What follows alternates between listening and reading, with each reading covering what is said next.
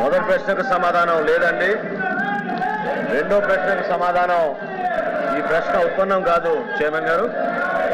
మూడో ప్రశ్నకు సమాధానం ఈ పథకాన్ని 2021 సంవత్సరంలో మొదలు పెట్టడం జరిగింది మరియు సెప్టెంబర్ 30 తారీఖు 2026 తేదీన ప్రారంభించబడుతుంది అధ్యక్ష. ఇప్పటి వరకు చేసిన ఖర్చు 385 కోట్ల అధ్యక్ష.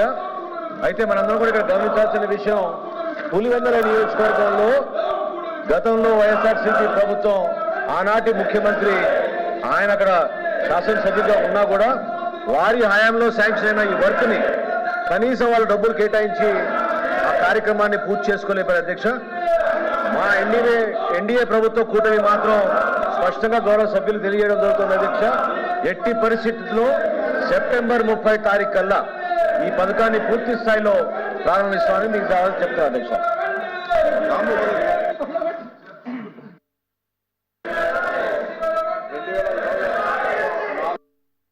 420 కోట్ల రూపాయల ఖర్చుతో జల్ మిషన్ కింద 300 గ్రామాలకు మంచినీటి సౌకర్యం కల్పించాలని చెప్పి ఆ టెండర్లు పిలవడం జరిగింది. 2020లో పనులు ప్రారంభించడం జరిగింది అధ్యక్ష. ఎక్కడైనా పనులు చేసేటప్పుడు ఆ వాటర్ స్కీమ్ సక్సెస్ కావాలంటే ఇంటేక్ వెళ్ళు ఇన్ఫిల్ట్రేషన్ వెల్స్ పెట్టడం జరుగుతుంది అధ్యక్ష. కానీ గతంలో 1900 Sir, I request you, sir. Chairman Garu, that's not the way the House should be conducted, sir. House cannot be conducted like that, sir. Unruly behavior by the members. Me desk దగ్గరకు వచ్చి వాళ్ళు అడ్డుకోవడం అనేది correct కాదు sir. Please bring the house to order first sir. మీరు house దయచేసి మీరు సజావుగా జరిగే విధంగా సహకరించమనండి. మీరు ఆ విధంగా ఇన్స్ట్రక్షన్స్ ఇవ్వండి sir. That's not the way to run the house sir. కూర్చోండి, యాక్సెప్ట్ చేయండి, కూర్చో సార్. సార్ సభ ముందు సజావుగా జరగాలి కదా sir. Please bring the house in to order sir. మీరు సభని ఆర్డర్లో తీసుకురండి. ముందు ప్రభుత్వం నుంచి మేము సమాధానం చెప్తున్నాం, వాళ్ళని కూర్చోమని చెప్పండి. దయచేసి మీరు ఆ విధంగా వారికి ఇన్స్ట్రక్షన్స్ ఇవ్వండి సార్. మీరు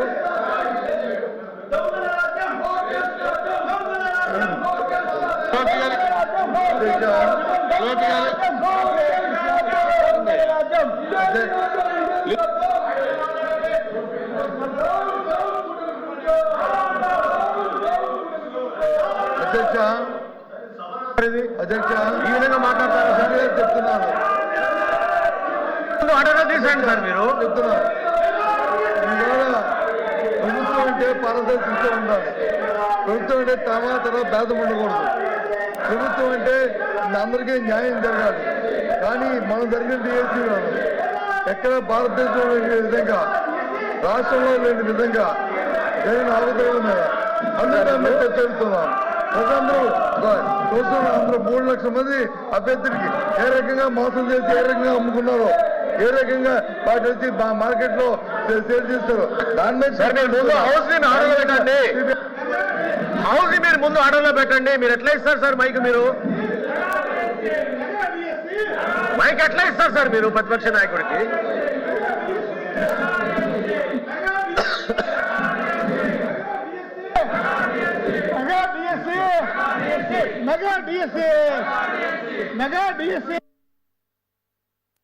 సార్ ఏం సార్ అది?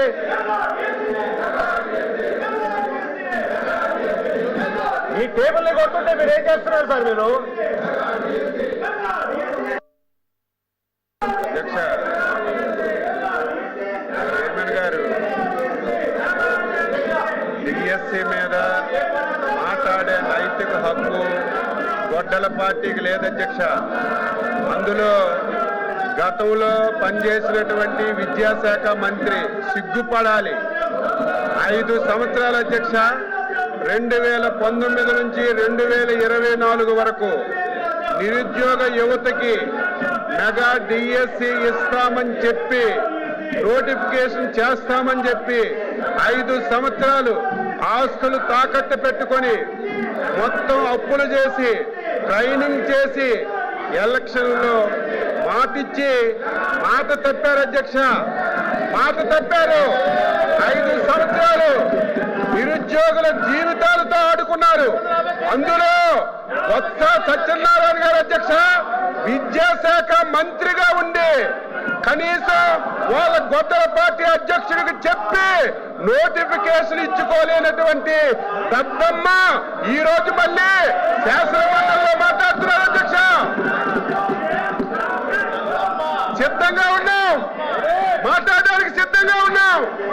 ఈ బుక్లెట్ పంపిస్తాం, వాళ్ళందరికీ చదువుకోమనండి. ఎక్కడైనా సరే చిన్న పొరపాటు జరిగింది అధ్యక్ష, చిన్న తప్పు జరిగితే సిగ్గుండాలి. డిఎస్సి పెట్టలేదు, డిఎస్సి పెడితే 300 కేసులు అధ్యక్ష, 300 కేసులు కోర్టులో వేశారు. కోర్టు కూడా చేమాట్లు పెట్టి మీకు సిగ్గు లేదని కోర్టులు కూడా తిట్టినా సరే మళ్ళీ శాసన మండలిలోకి వచ్చి ఇది మాట్లాడడానికి నైతిక హక్కు ఎక్కడ ఉంది అధ్యక్ష? మీరు చైర్మన్ గా బిఎస్సీని పిలవండి, బిఎస్సీని పిలవండి, అందరితో మాట్లాడండి, చర్చకు పెట్టండి. ఈ 4 రోజులు దీని మీద చర్చ పెట్టండి. మాట్లాడడానికి చెప్పడానికి ప్రతి పాయింట్ ఈ రోజు గొడ్డల పార్టీ అధ్యక్షులు గొడ్డల పార్టీ ఏ అనుమానాలు ఎక్స్ప్రెస్ చేసిందో, ఏ పాయింట్లు అయితే లేవనెత్తారో ప్రతి పాయింట్ కి ఆన్సర్ చేయడానికి సిద్ధంగా ఉన్న అధ్యక్ష. సిగ్గు లేకుండా 5 సంవత్సరాలు మోసం చేసి యువతకు దగా చేసి ఈ ప్రభుత్వం ఇచ్చిన మాట ప్రకారం డిఎస్సిని నిర్వహించి సకాలంలో ఉద్యోగాలు ఇచ్చాం అధ్యక్ష. సంవత్సరం అయిన తర్వాత కావాలని చెప్పి సంవత్సరం మొద్దు నిద్రలో ఉండి కావాలని చెప్పి ఈరోజు విమర్శలు చేస్తుంటే బాధ కలుగుతుంది అధ్యక్ష. ఈరోజు ఎవరైతే 5 సంవత్సరాలు కష్టపడి చదివి ఉద్యోగాలు సంపాదించారు వాళ్ళు అవమానం పడిపోతున్నారు అధ్యక్ష. ప్లీజ్ బిఎస్సీలో మాట్లాడతాం.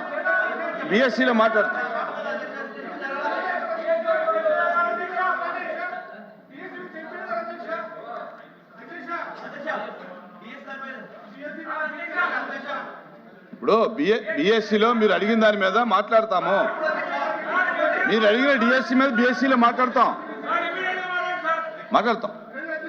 రామప్రసాద్ గారు ఎస్ సార్.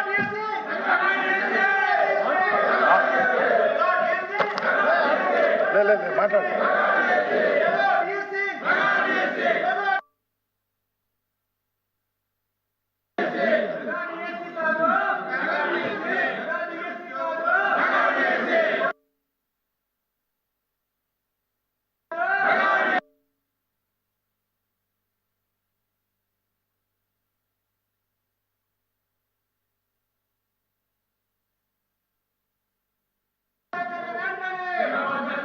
Please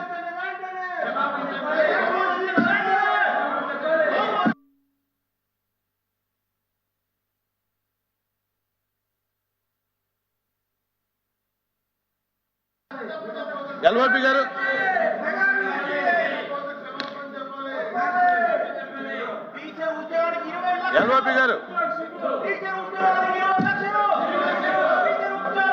please.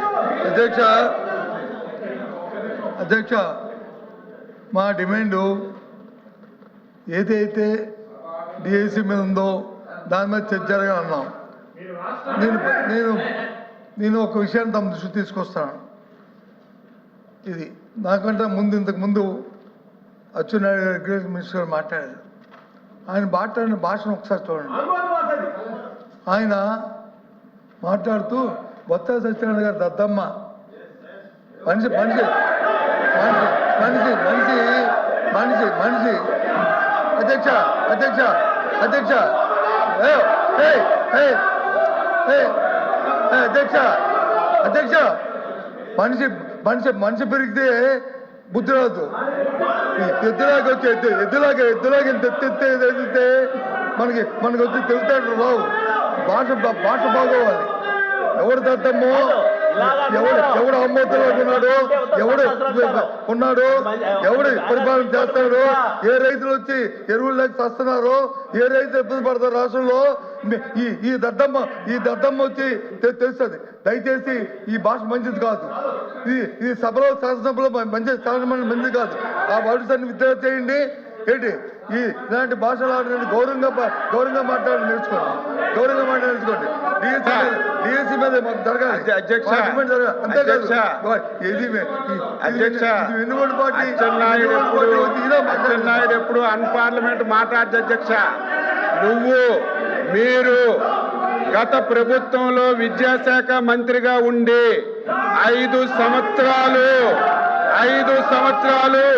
19, 20, 21, 22, 23, 24 అని 5 సంవత్సరాలు లక్షల మంది యువకులను అధ్యక్ష డిఎస్సి పెడతామని చెప్పి ఆశ చూపి డిఎస్సి పెట్టలేదు.